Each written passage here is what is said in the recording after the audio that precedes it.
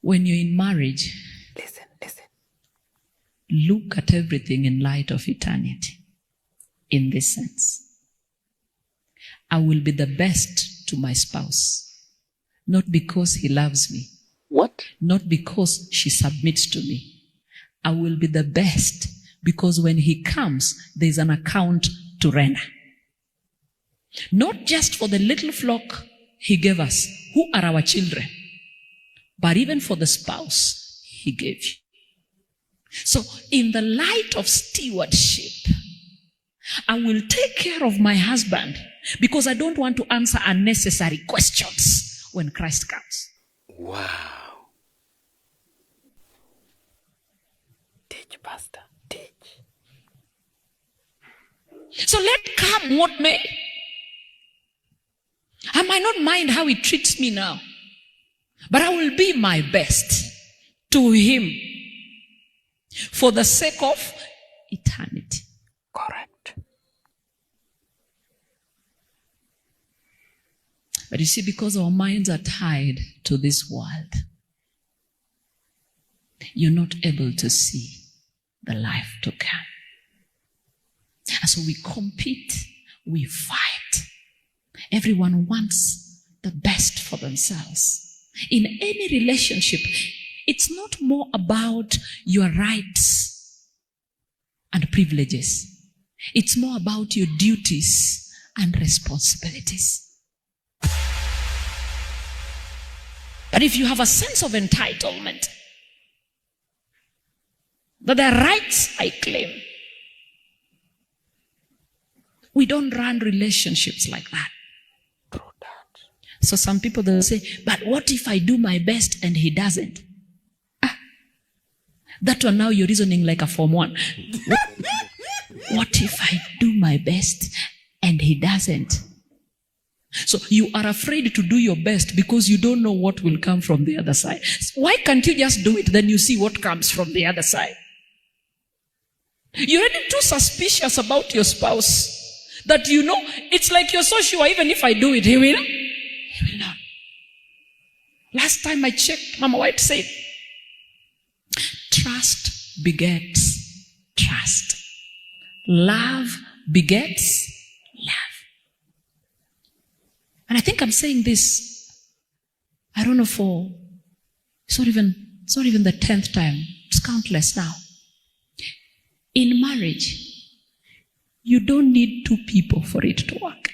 Oh. Because if you insist that the two of you must work for their marriage, the devil will only attack what?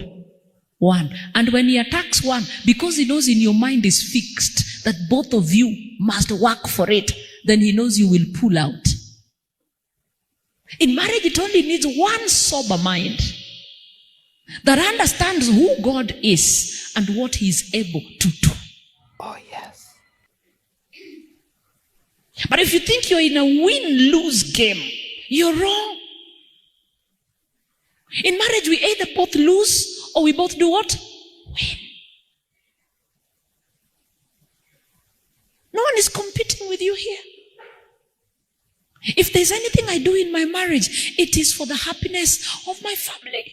Correct. And we fight over almost everything. Whose name should be in the logbook? Whose name should be on the title deed? Whose name should be in the house? So if the house, the logbook, the Ango Wakendo, the house, the logbook, the title, it's all in your husband's name. What makes you insecure? I thought he's the head of the family. Oh, yes.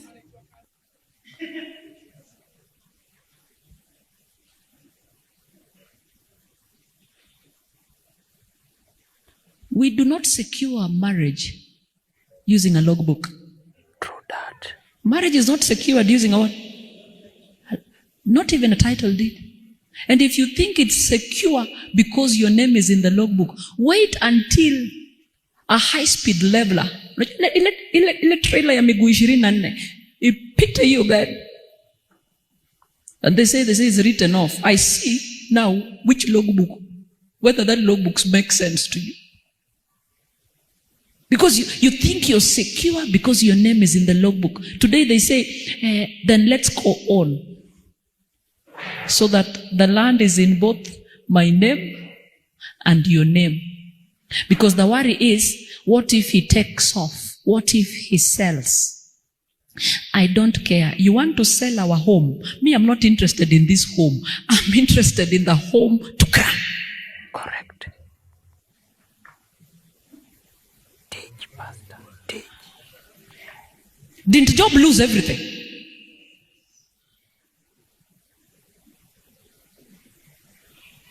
You want to sell all the cars? Sell. Yani kuna inishtui. I am not secure because we have cars in my name. I am not secure because the title deed is in my name. You want to give it to someone else? Give it.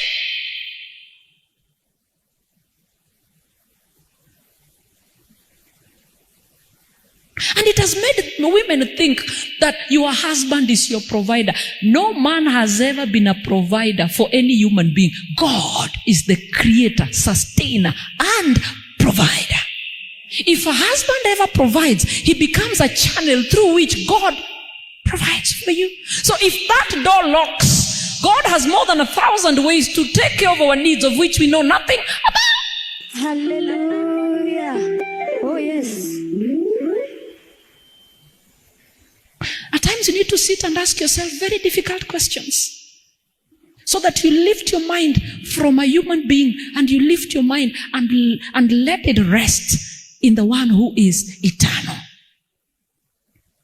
Stop leaning on the arms of flesh. Learn to lean on the everlasting arms.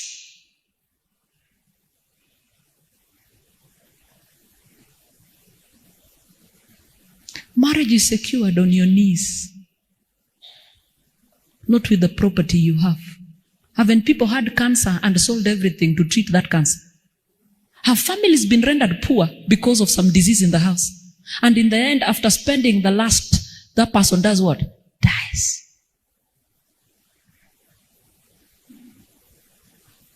Mbona mnashtuliwa na vitu ya dunia? Do you know how I worked so hard? We built this house together. So what? If you build together, it means you have the ability to build another one. If the first one you built, then God is telling you you have the ability and capacity to do another one. So the way we did that one, God will give me strength to do another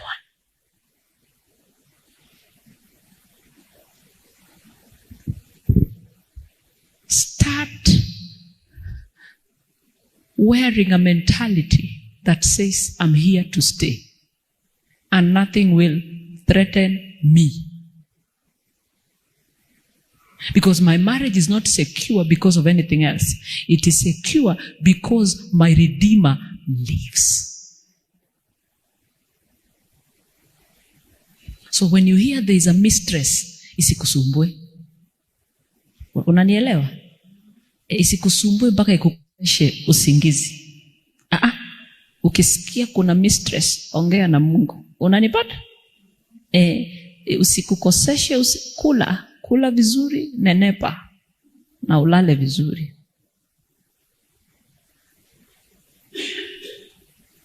Because when a mistress comes, your first worry is, kama tulifanyiwa shopping ya 40,000, sasa ita reduce to 20. Na saa ingine hata sisi 20, anapewa ya 30, unapewa ya.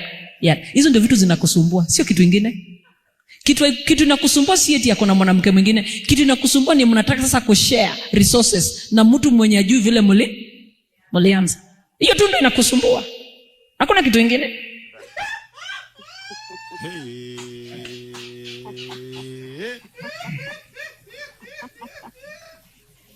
Friends, this thing is not kept by wealth. This thing is kept on your knees. It's kept on your knees. This is Legrand from Simple Generations.